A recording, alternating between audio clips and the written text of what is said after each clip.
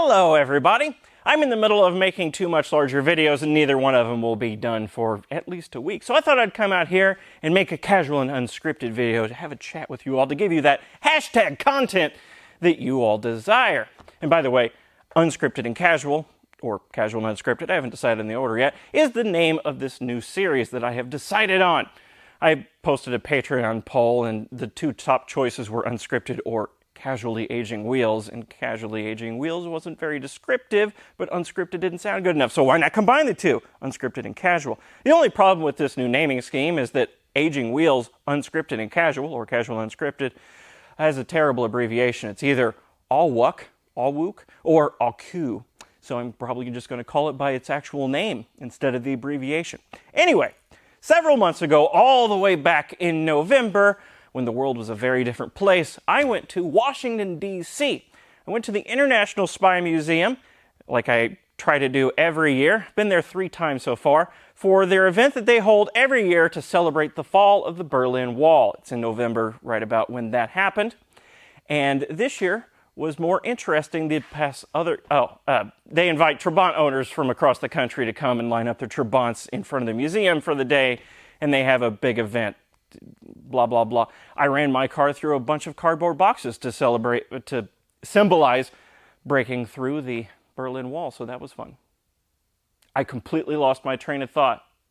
Oh yeah, this year was more interesting than the past 2 years that I've been for a couple of reasons. One, the International Spy Museum was in a new location in a new building, and it's this massive building that has lots of glass on the front. I was very fascinated by the architecture of this building and how they held up massive, several-story tall sheets of glass in place and made it a wall. But also, it's in front of, across the street from, the headquarters of the post office, which is not very interesting. But also, I was more famous this time. I don't mean that. What I mean is, I posted on Twitter or YouTube, some social media site, before I went that I was going to be there on that day, so that day served as sort of a mini fan meet and greet for me, and I got to meet several fans, several of you, and it was a fun time. I took several people on rides around the block in my Trabant. I even took a museum staffer for a ride in the Trabant. It was his first ever ride in a Trabant, despite having a cutaway Trabant in the museum that he told people about basically on a daily basis. He'd never ridden inside of one, so that was a fun event, and I met a lot of cool people, and there were a lot of interesting cars there. There was a Wartburg there. There was a Romanian guy there that brought 2 Dacias. 2 Dacias, I don't remember the model numbers. 77? There was a 7 in it, I think. Anyway, he brought 2 Dacias, and I had very interesting conversations with him, as well as many other people. Lots of interesting people at this thing, and obviously a very niche collection of interests, since they were there for a Trabant parade. Bit of a misnomer since we're all spending the day parked in front of the building. But anyway, it's called a Trabant parade. And where do I transition from here? Oh yeah, I did meet a guy named Oliver Grant who gave me this. It's been serving as a backdrop. If you've been wondering what this is doing back here. Wie helfe ich mir selbst? This is an original German shop manual for Trabants. I have the English translated version of this in PDF form that I've been using to fix my Trabant, but this is the original German version of it. It's very old and it's very in German. It's not going to be of much use to me for actual shop work. I mean, it will be on occasion so that I can see the original version of botched translations and stuff. I mean, look at this. It's really cool. But the guy gave it to me and he said, I've just been showing people and it's not going to do any good sitting in my basement in a plastic bag preserved. I'm going to give it to you, and that way more people will see it. That's why I put it in this backdrop back here, so as many people as possible can see this thing. It's a really cool little artifact. I just made these little brackets for it to slot into my backdrop. Again, his name was Oliver Grant. He wanted me to shout out his name, and he's probably seen this in the backdrop for the past couple of months and said, "That jerk." Well, here's your shout out, Oliver. Anyway, I didn't meet him for the first time, but I talked to another Trabant owner in Tennessee whose name is Jonathan. I cannot for the life of me remember his last name. It's long in Germany. Baumgartner? Bruntrager.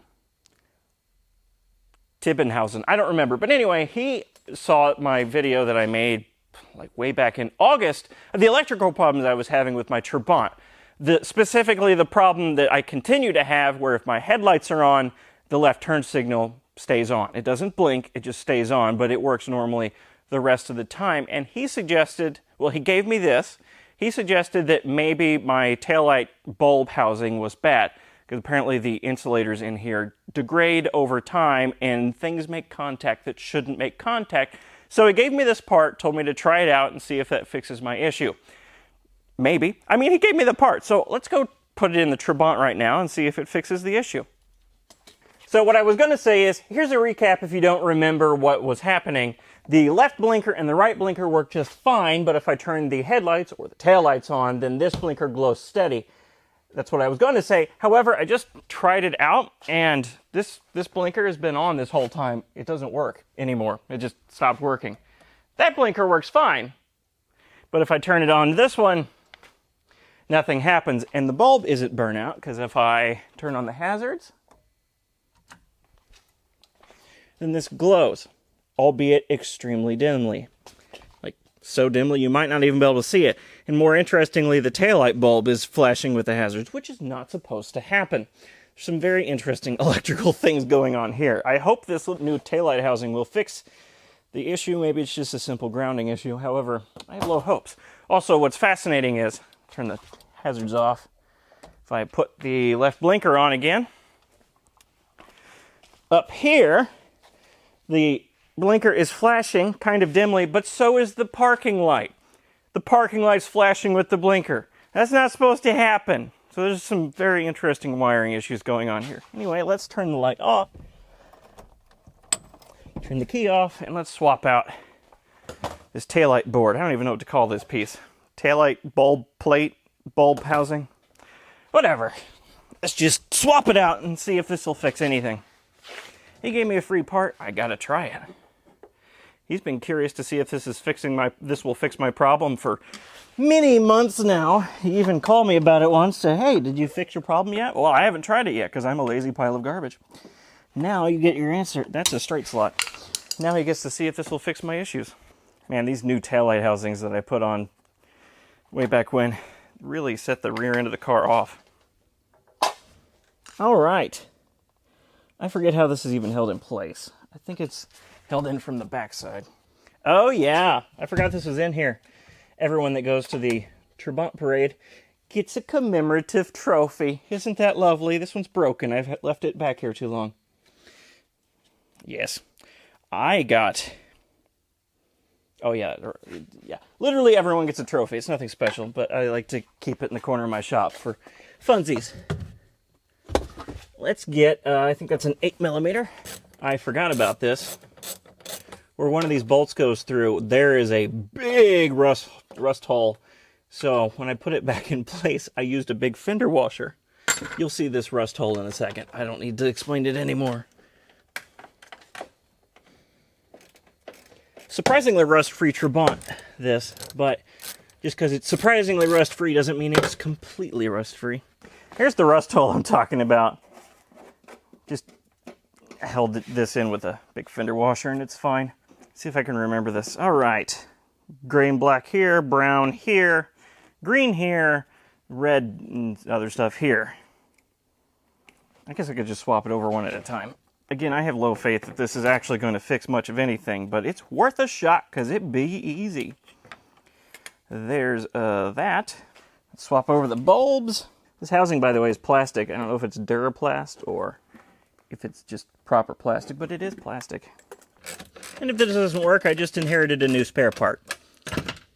I don't know how he seems to have, Jonathan seems to have just every spare part you could imagine with him. One of the previous years, I needed something, and he just gave me one that he had in his trunk. I don't remember what it was. May have just been something simple like... Oh, no, I know what it was. It was the fuel petcock bowl. Just had one with him. I suppose it's a fairly common part, but this is less common. He just has a trunk load of spare parts with him when he comes to this event, which is awesome. He's like the go-to mechanic guy there. Okay, that's in place. Yeah. Let's turn the key on and see if that did anything. All right, right blinker. This seems to be glowing stronger than it was just a minute ago. All right, let's try the left blinker and see what it do. No, there's definitely a wiring problem somewhere else. That ain't supposed to blink with that. If I turn the headlights on, does it still not work? Yeah, doesn't work. I mean, that glows steady, but it is not supposed to. Turn the blinker off, yeah. No, there's still a screwed up wiring somewhere else. I had a poke under the dash, but I couldn't for the life of me see what was going on. Figure out what was happening. Oh well. Let's turn the lights off, and let's turn on the hazards, see what happens now with the hazards. Okay, so this blinker does work with the hazards now. What's going on in the front? Well, the parking light's not blinking. I feel like that's either coincidence or related. I can't tell at this point. If I turn on the headlights with the hazards on, what happens? Okay, so that works properly. Test the brake lights. Only you'll be able to see this. Are the brake lights working? Probably. Well, that was fascinating. Thank you, Jonathan, for giving me the free part. Unfortunately, didn't work. It seemed to fix something, but not much. Kind of as I figured. There's a crossed wire or something somewhere else under the dash, so I can live with this problem. It's really not that big of a deal. If my headlights are on, I know I have to manually blink the left blinker. I mean, I have to do a lot of things manually in this car anyway, so one little extra thing isn't going to kill me. All right, let's move on to another problem. Let's put this taillight lens back on. Now let's move on to another problem that this car developed entirely because of me while I was in Washington, D.C. Because this is a casual, unscripted video, I feel perfectly fine not fixing the problem in this video. I'm just coming out to the shop and doing things. I was already out in the shop. I'm on a wood glue drying break right now, which is why I'm making this video. But, yeah. Don't have to worry about completing something in the video. Yeah, that's real dim. But the people behind me could probably see that I'm turning. All right, on to the next thing. Here's the second thing I want to look at. After the event on the day of, the Trabant parade thingy, a bunch of us Trabant owners got together and had a Trabant convoy halfway across D.C. Realistically, it was probably only a mile or two, but we were in Trabants. It felt like halfway across D.C. And we went to a German restaurant. Anyway, on the way there, at a stoplight, I stretched and leaned back and broke my chair. I was leaned back like this, and the back completely collapsed, and suddenly I was in the back seat. And the guy in the Trabant behind me said it looked like I was having a seizure because I stretched him, and suddenly the back went, and I started flailing around trying to get upright and trying to pull the seat upright or anything. Anyway, it wasn't that big of a deal because in a Trabant, the driver and passenger seats are nearly identical, so I just pulled the seats, both of them, out of their rails and then swapped them side to side so that I could sit upright in a non-broken seat for the rest of the time. But I have not bothered looking at it since, and again, that was all the way back in November. So let's see what caused my seat to be broken. It's just the seat back that's broken. It's supposed to, well, it's not supposed to move without me pulling the lever up at all, but once it gets about here, yeah, fell off my workbench. It just keeps collapsing backward. So let's see what the issue is. I'll bring you in for a closer look. Yeah, this is about what happened to me when I was sitting at that stoplight. I'm sure that was very entertaining for the people around me. Now I can't. Well, now it's just jammed. Let's bring you for a closer look. Now, this does have seat covers on it. I have never had these seat covers all the way off. I've only peeked underneath them. These are the seat covers that came with the Trabant when I bought it. Let's have those off first. And that's why it has seat covers on it. It's a little torn up. Anyway, let's take the bottom ones off.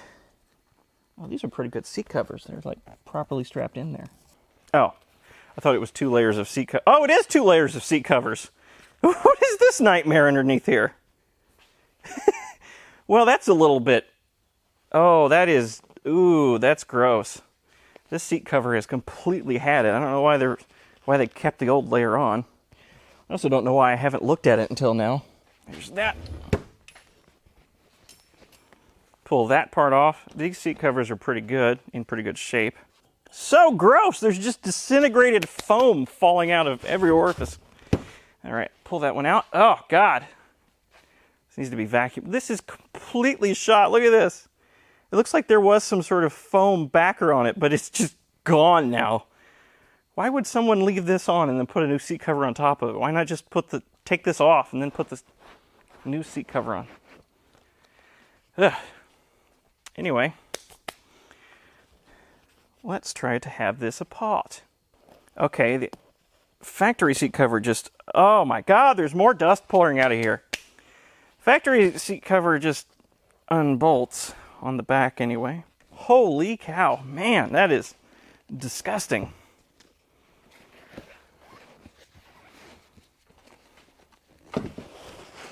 Whew. What is this on the base of this seat cushion here? What did I just see? Oh, it's attached in the middle bits too. But hang on. What is this? What is this bird's nest material here?